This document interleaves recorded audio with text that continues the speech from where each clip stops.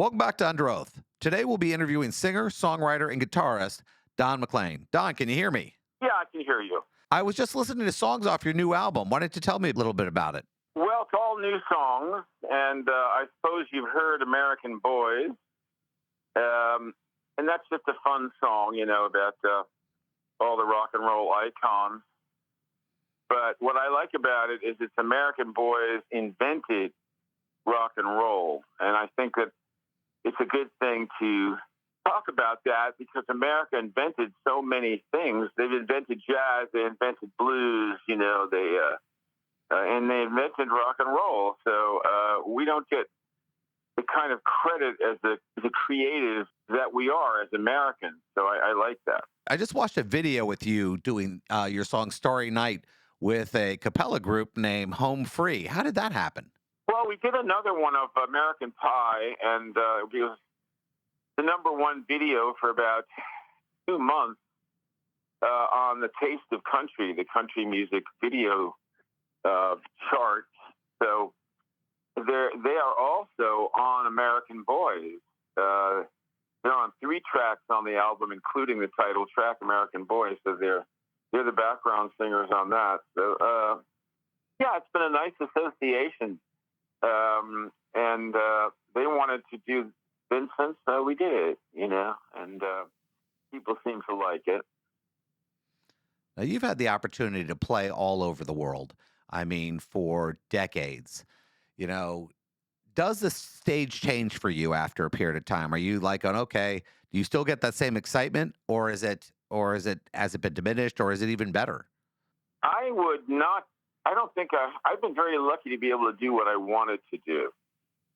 And I never forget how lucky I am, to be able to do what I do. So that is primary in my makeup, is to always remember how lucky I am and how fortunate I am to have foreign countries want me to come and perform, et cetera, et cetera.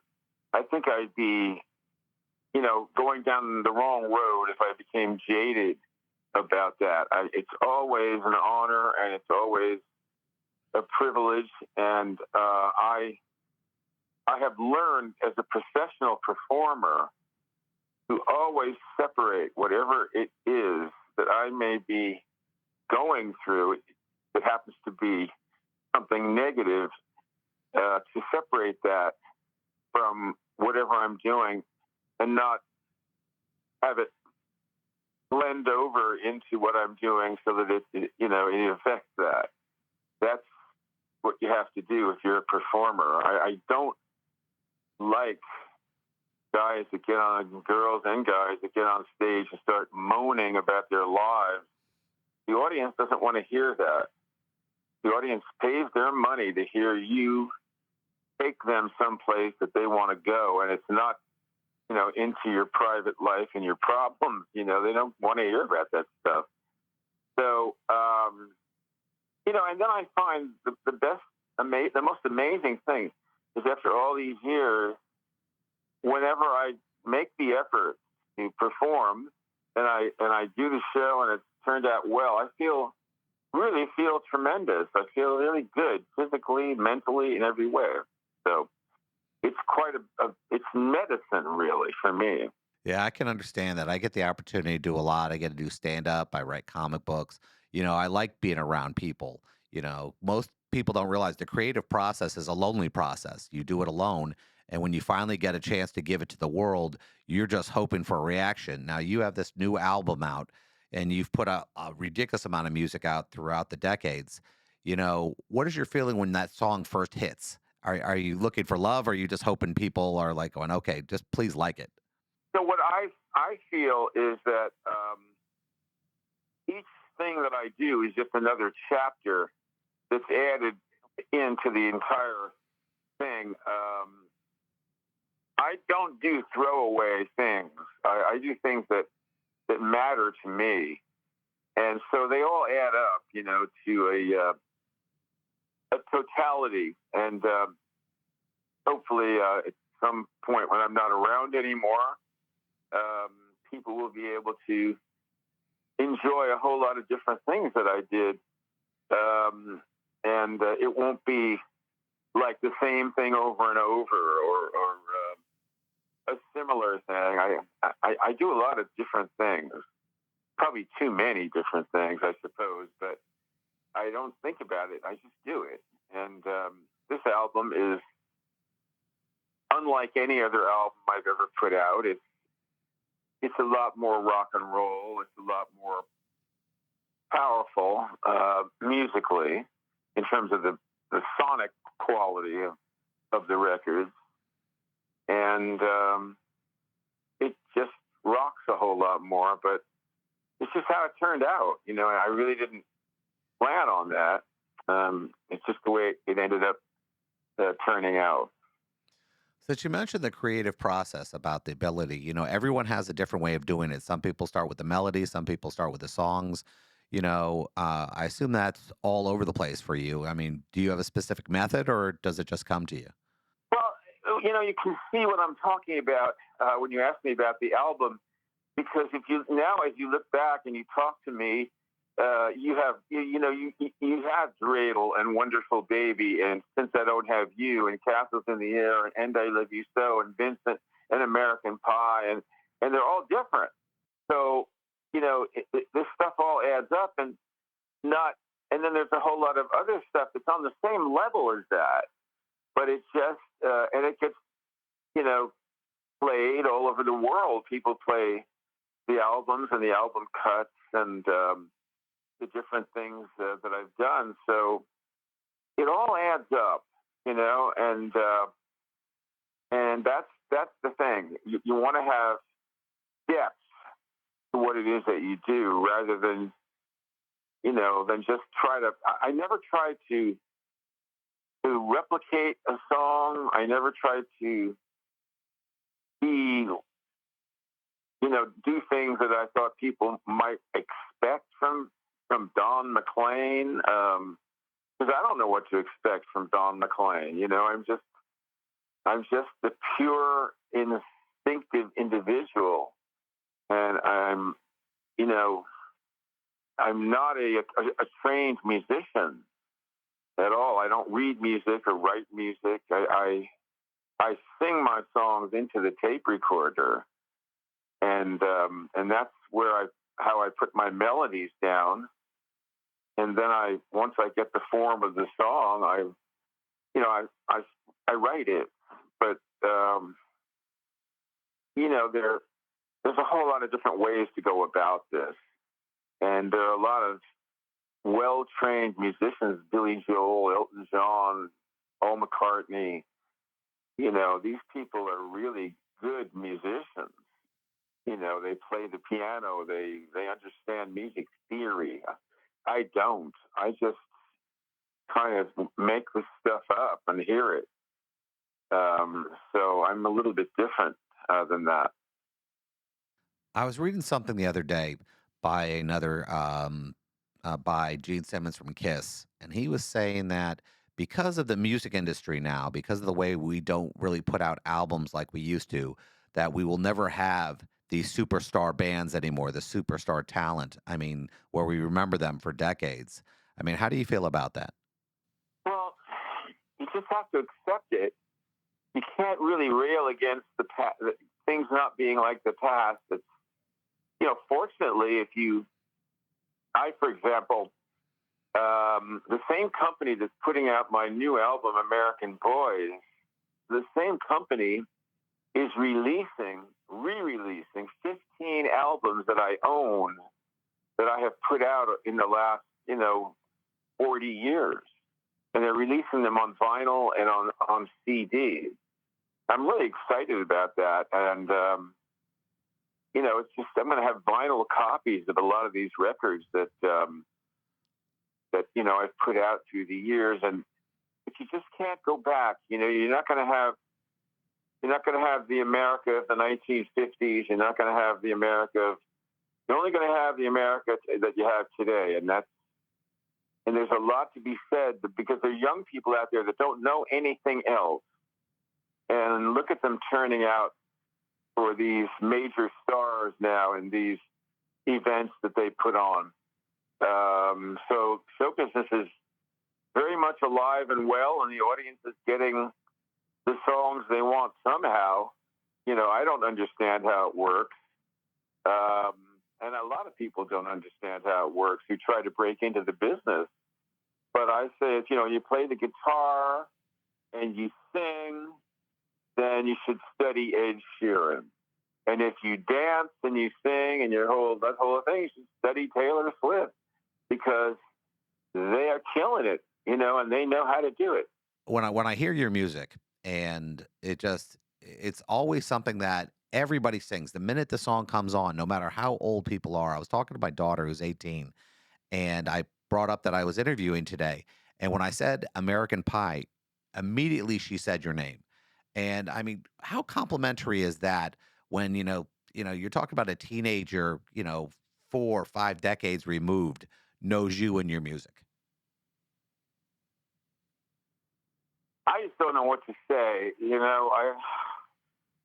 I always felt that that particular song was different, and it was like it kind of became a folk song, really, I suppose, in that everybody knows the words and they know it. It's part of their lives. I don't know what to say. It's very, very, very touching. It helps me a lot, to know that that work that I've done means something to somebody, that they enjoy it, that it can help them and make them feel good, because so many things make us anxious and depressed and worried and unhappy. And there's just so much of that out there that along comes, a piece of music that you put it on and you forget your troubles. You just feel good for a while. Um, that's a gift I was very happy to give people. And I think my whole career and all the records I've made, the records are very important to me. So if you like my music and you want to, have some fun, you can get into a whole lot of things and keep going with it. It's not just can start with one or two songs, but then it can keep on and on if you want. It's a really interesting concept because, I go out of my way to see artists that have been around for a while that I hadn't been able to see before. And it starts to make me think, the shocks that we've had in our industry, how an artist will suddenly just, whether it be a plane crash or just an illness or they go real fast. I mean, what do you think your biggest shock when a performer died? What was the biggest shock to you? Was it Elvis? Was it Janis Joplin? I mean, which one really made go, oh my God? Um, Jim Croce's death. I knew Jim Croce. He was a friend of mine. And I was in school with him at Villanova University. And I knew the real guy. And the real guy was a gentleman and a very funny, creative, kind person. And everybody loved him. And I quit school, and he said he was too close to graduating, and he couldn't do that. So he and I lost touch, and then we reconnected. A few years later, he came to see me when I was singing in Philadelphia. I hadn't made it yet. I went back to school, because I did not succeed in the first time I quit in 1964. And, then all of a sudden, I made it really, really big worldwide. And then all of a sudden, he started making it really big.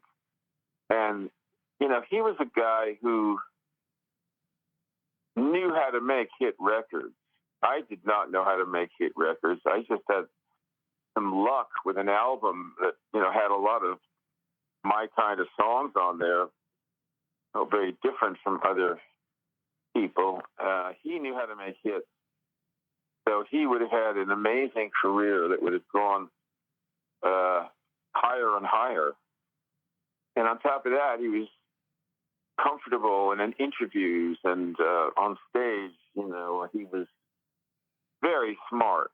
He had a college degree, and then he went on and got an advanced degree in psychology. His goal was to work with children, I think, who needed counseling of some sort. He was just one of those very generous people, and the last time I saw him, I remember he was very frustrated. He just couldn't make up his mind what he was doing with his life. He was quite depressed, and then he became the guy that we all know, with the rose tattoo and the cigar and the whole bit, and it all came together for him. So I was really stunned when he was killed. That it's so strange when we lose an icon, when we lose somebody that touched our lives so much. And I guess that leads to legacy. You know, I imagine myself what I'm going to leave the world. And we have about 2 minutes left. What would you like to leave as a legacy to your family, to your fans? Well, what I've done, everything I've done, there are books written about me. There are books written about American Pie. There are movies. There's documentaries. There's um, all the albums I've made, all the interviews I've given. Everything all adds up to once I die, that all stops, and then however much there is what there is, and so that's your legacy, pretty much. Um, and people can make what they want out of it. It doesn't really matter after that. You're gone, and what you leave behind, they could, you know, sometimes a person passes away and everything they've done is sort of forgotten, and other times they grow in stature because of what they did. But it doesn't matter, it really doesn't. It's, I remember there was a guy named Steve Goodman. And when I first met Steve Goodman in 1969, we were on the Merv Griffin show together. And he said, "I have cancer." And I said, "Wow, I hadn't heard that word." And I was a young man in my early 20s, and I didn't want to hear that word, but there he was. And he was such a cool guy. And then, like 20 years later, we were on the same plane going to Winnipeg to sing at some festival outside. And he said that my cancer came back and I'm dying. And he said, "There's going to be a big story about me in People magazine. I just want you to know that I didn't get this disease as a career move." he was he just nothing stopped his humor. He was very funny. I said I didn't think that. It was so good talking to you, Don. And everyone out there, go get the album, go listen to it, go on Spotify, Amazon, whatever it takes. The album is called American Voice. It was good talking to you, Don. Nice talking to you too. Thank you.